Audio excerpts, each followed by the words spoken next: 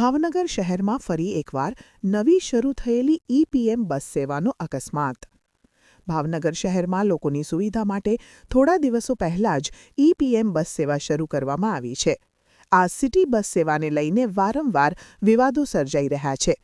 ત્યારે તારીખ 14 માર્ચના રોજ મોડી રાત્રે 12 કલાકના અરસામાં ગંગાજળિયા તળાવ વિસ્તારમાં સિટી બસના ચાલકે બેફિકરાઈથી બસ ચલાવી એક આઈસર સાથે અકસ્માત સર્જ્યો હતો, જેને લઈ લોકોના ટોળા એકઠા થઈ ગયા હતા। જોકે ઘટનાના પગલે પોલીસ કાફલો પણ ઘટના સ્થળે પહોંચ્યો હતો અને પરિસ્થિતિ કાબૂમાં લીધી હતી।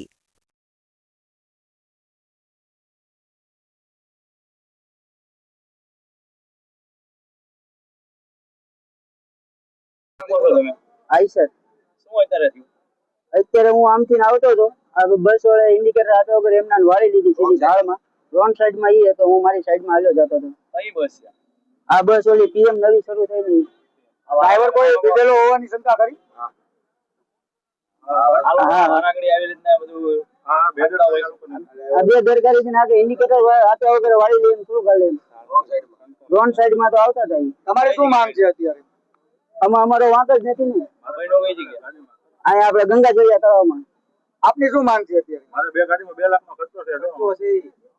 મારી ગાડીમાં ખર્ચો છે અત્યારે અત્યારે આયા તમે દેખાવો ઠાઠામાં ઈ ખાલી દીધી છે, મારી ગાડી અડધી નીકળી ગઈ છે। હાલો